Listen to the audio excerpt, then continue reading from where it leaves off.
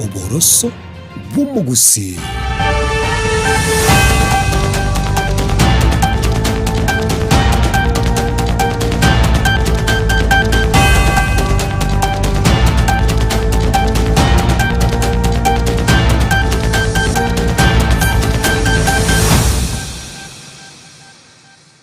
Omogoroba omuya omwancho murigereria no kwigena kwa nabuna nigo gendrete buya andonsi asore naboigo omogorobo nigoro motwereru gokwarigania ase emeze yetu ya mangana Amayia ase nchira yobwenge kurugaiga ensoko TV oboroso bw'omugusi Chinsa ni Ikomi chiabono omogoroba eritariane Linet Nyambane.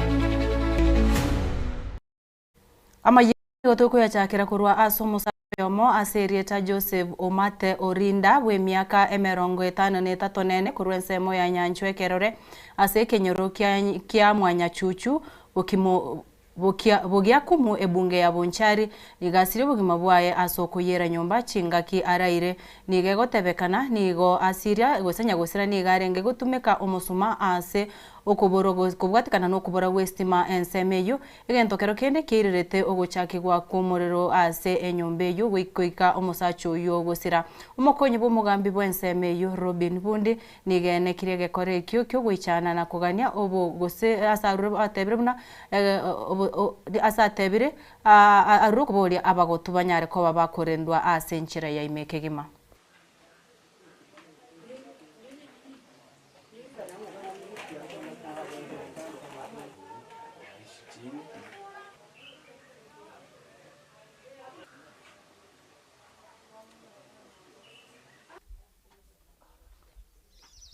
Asa marieta igon kuruku nyamanya Robin Bundi ninjo mo area assistant chief we area yega yaringe mambi ya rero kitu Chinsa 12 kero nanyore simi kurangerigunga omukasa nurega ekerore aminyoka natema nakera security team OCS gesonso na mu inform batema kuminyoka ni mwana naikaga nanyora abanyakenyoro baikira sobonge umuriro naborenga umunge sana mugaka Joseph Omete warenge nyomba twanotinga konyoyire okure ono mugaka nabamenyete for amatuka makeiga menyire gaiga bieka nabwate bune familia kwereza nabwate abana bale ko banere lakini oyo bale bamenyete nere gaiga na basukake ono mugaka nabarengere bieka nyomba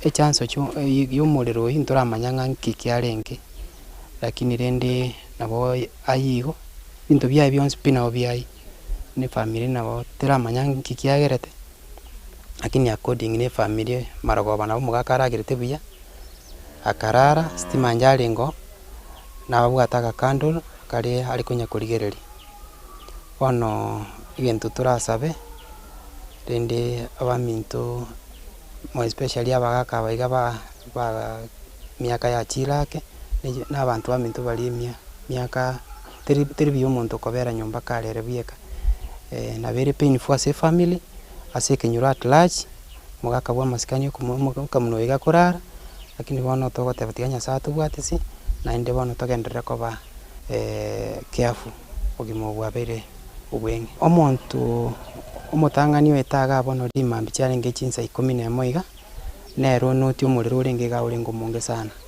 ocha nabaminyo kotema gutura family gaiga batema gukura echi neighbor bacha batema rinde gokonya banyariti ali bangakire simike kibe kiri Chinsa 12 twatema gocha lakini ndi twanyoranga gento ngiyo turanyare gokonya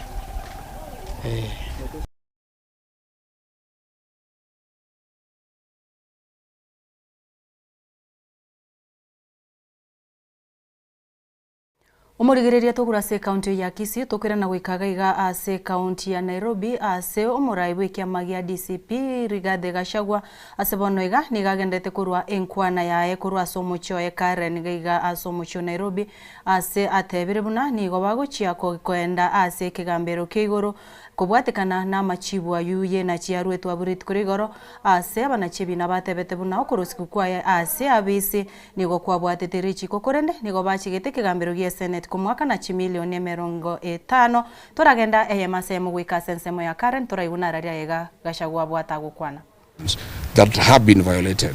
My prayer was to seek the quashing of an illegal process of impeachment. It is only after the determination of illegality, as has already happened, and setting aside of the impeachment, as should have happened, we were to consider asking for damages for constitutional violations. The 50 million Kenya shillings awarded to me is an insult to my fundamental rights and freedoms and a mockery of the Constitution. We are not interested. Money was never the issue here. Justice and constitutional supremacy was. I am one Kenyan leader who will not and cannot be swayed by promises of money to allow violation of the Constitution. I stand as a matter of principle to protect constitutional rights and defend the Constitution. This is an oath that I sow, and Kenyans know me for that. If I was interested in money, Mr. William Ruto had offered me 2 billion Kenya shillings in an effort to entice me avoid impeachment and choose resignation. But I stood for my rights and that of over 7 million Kenyans who voted for me. I rejected this offer and faced the National Assembly. This is in public domain. No offer, no amount of money can stand between me, my rights, and the rights of the citizens of Kenya under the Constitution. So if I could reject 2 billion, offering me 50 million, is a serious joke. And our retired principal called me last night, listening to the judgment, that my rights were violated, but if the impeachment is vacated, there will be a constitutional crisis because there will be 2 deputy presidents. And this lady who has gone to school summarized the whole argument in a very simple manner. She told me it was like a man who wants to take your wife and organizes with the police to prefer false charges against you, connives with the magistrate to have you imprisoned so that he can take your wife. And then you are imprisoned without undergoing fair trial. While serving your sentence, you move to the High Court to challenge the imprisonment. And the judge of the High Court comes to the conclusion that the imprisonment was unfair, it was wrong, because he was not given fair hearing. Then the judge goes to pronounce that he is unable to release the prisoner because in his absence, his wife was married by another man. And if he releases that man to go back home, there will be a crisis in the village because there will be 2 husbands. And then he tells the prisoner, let me look for some little money to give you, continue staying in prison so that the men who took your wife can continue enjoying in your matrimonial home. Fellow Kenyans, my supporters and Kenyans from across the country have reached out to me. They are enraged, bitter, and apprehensive about the false narratives being spread by the state that I'm ineligible to run for office as President of the Republic of Kenya. This is a desperate and false propaganda by those terrified of my candidature. William Ruto knows Rigathi Gachagua is the man to send him home. And those around him are terrified of my candidature. That is why we had this very, very embarrassing judgment yesterday of finding that my right to fair trial was violated, but then the impeachment cannot be lifted. This is a desperate and false propaganda by those terrified of my candidature. Article 99, Article 3 of our Constitution provides in clear and ambiguous terms that no reason, no person shall be barred from vying as a candidate in any election unless and until all avenues of appeal are exhausted. This erroneous judgment of the bench previously determined by the Court of Appeal have been unlawfully empaneled has taken nearly 2 years, and that was just the initial stage of the appellate process. I will be vindicated by the Court of Appeal, hopefully, once again, with a further protection at the Supreme Court still in my hand. I wish to confirm to my supporters across the country that I'm eligible to vie as a presidential candidate, and I'll be on the ballot on the 10th of August 2027 should the formula that will be agreed upon by the United Alternative Government favor me as a single presidential candidate. When I was hounded out of office in October 2024, I retreated to my village in Wamonyoro and held consultative engagements with the people of Kenya for 4 months, including men, women, millennials, Gen Zs, the clergy, lay Christians, professionals, business people, retired civil servants, and opinion leaders. And after exhaustive consultations for 4 months, talking to more than 15,000 people, I was instructed to form a political party, solidify Mount Kenya political base, and look for friends across the country.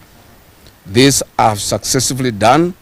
The mountain is united to a man, and we now have arguably the most popular political party in the country, DCP. My support base is consolidated in totality, and I have looked for friends across the country.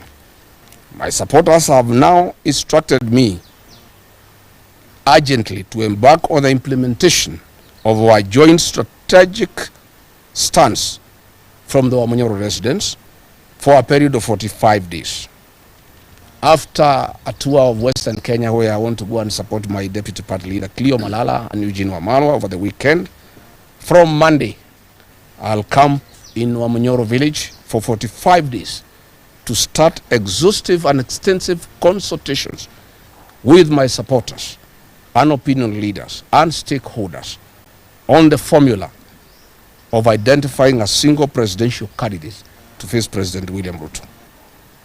Following the High Court ruling, my 60-member caucus of elders and professionals, including the clergy and the youth who advise me on political, social, and economic issues on a daily basis, held a virtual meeting last night following the judgment that was reached by the 3 judges.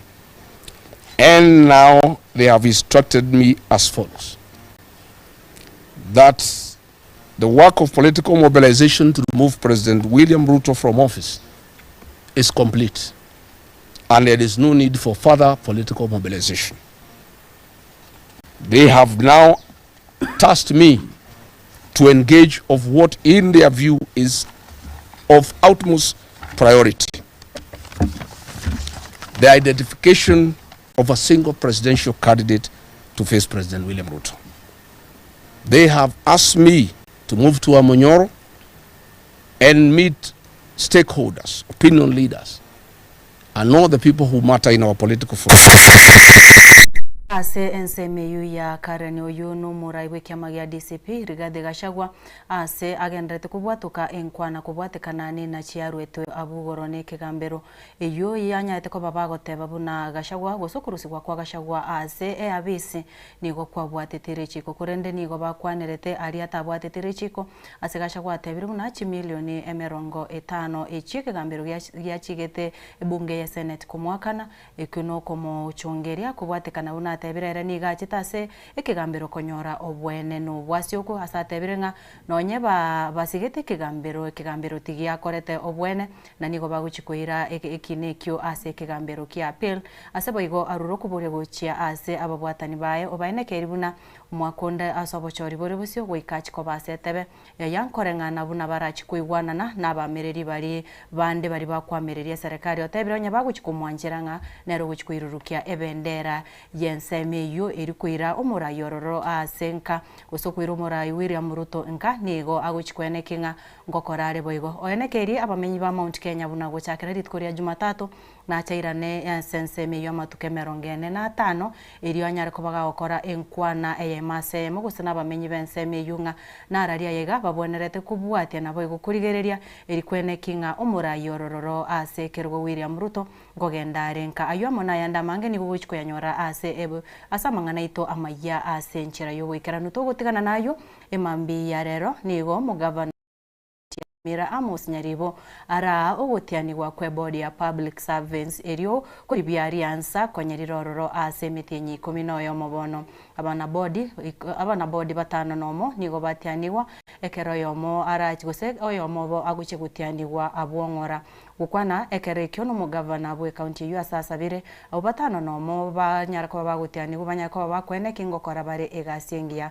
batano nomo bu Dr. Jane Nyakango uyoro munyakerogo Ambassador Jacqueline Morara na boigo Dr. Zabren Ayera CPA Moses Bokonyi na boigo Charles Maubo na boigo Fela George abunde gati abari banyarako bagutiani gutoranyora ajya korekana se county ya Nyamira.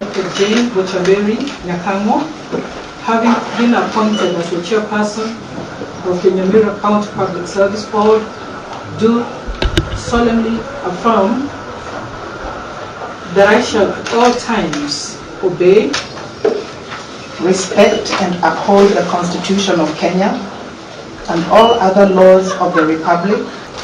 That I shall faithfully and consistently discharge my duties as a member of the Nyamira County Public Service Board.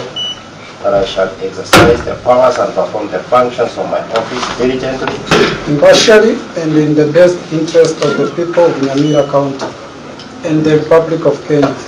That I shall not directly or indirectly reveal any matters secrecy except as may be required for the due discharge of my duties or as may be required by law. And that I shall devote myself to the service and well-being of the people of Kenya, so help me God.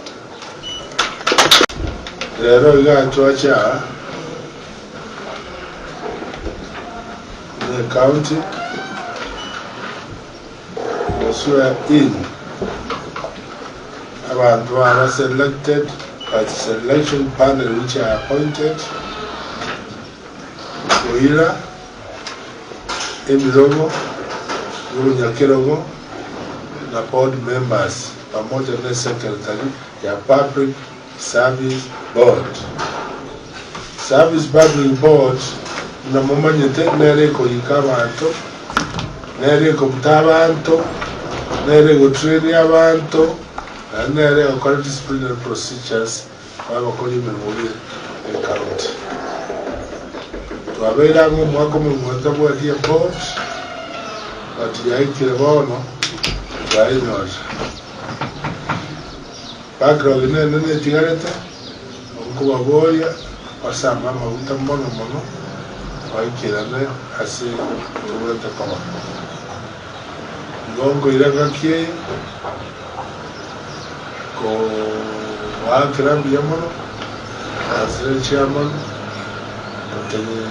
Chen Nyakango and the 4 board members and 1 CEO secretary to the board ila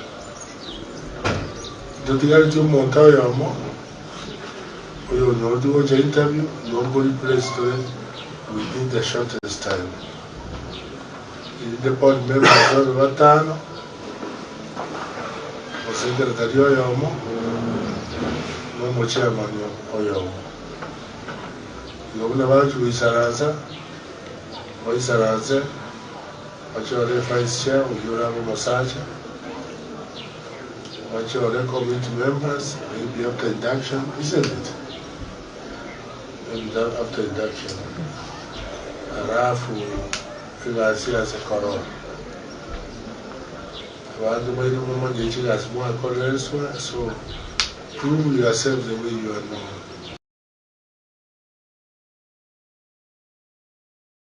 Togutigana nayo omurayi ya Kenya William Ruto umeranire n'ababwatani b'ebyombe b'ekimeri asense ya Rit koria rero etare yomurai bwense nigerengete gutingia obonchorero bw'inyanja egatiye Chinsa echibere ayonkorangana n'omurai bwense uyure asense ya Norway.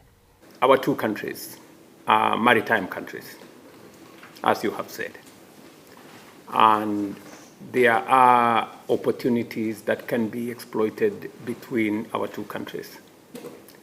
Norway is a world leader on maritime activity, shipping, and related activities. Kenya, on the other side, is an emerging maritime nation with a huge human capital potential. And so you have a great maritime nation with many capabilities, but you also have a complementary country in the eastern coast of Africa who can partner with you with skills and competencies and human capital. Secondly, we have disruptions in the global supply chain and maritime routes. That is both a challenge and an opportunity. A challenge, of course, because it makes it difficult for us to move goods. It increases the cost of transport. It has, for example, occasioned very high fuel prices in our part of the world. But also it presents an opportunity that there could be possibilities of new partnerships. For example, there is limited shipping and transport capacity around our continent. We are now working on Africa Continental Free Trade Area. And I remember one occasion when we were trying to ship tea from Mombasa to Ghana. And it had to go somewhere in the Middle East first. And it took 45 days, you know. That presents an opportunity that there could be configurations on what new maritime routes can be established. And now with the challenge we have with that place called Hormuz, which has become famous all of a sudden. We didn't know about Hormuz until whatever happened in Iran happened. So I think it presents us with a new opportunity to look at what can Mombasa and your ports here, what can they do together? I know the CEO of our Mombasa Kenya Ports Authority in Mombasa and has been to see you people, they've been to Antwerp, they've been to, and we are looking for partnerships between the port of Mombasa and the port of Lamu. There is opportunity for consideration, not just for human capital or people who can be trained to supply labor, but also new transport. Ayo negatiaria orachikumirana na Frida Koiribo enseyamo na wego Chinsa isato asenchira ere yubwikiranu kukuganiria ogendere gutwara oburigererie borobuya bari bene kichibicha nabo igo eri ogeriga ngwikirarire asenchira ya bene Felistas Kabende na wego Kelvin Mogoi enchekurukwa Linet Nyambane ensoko TV oboroso bomogusi.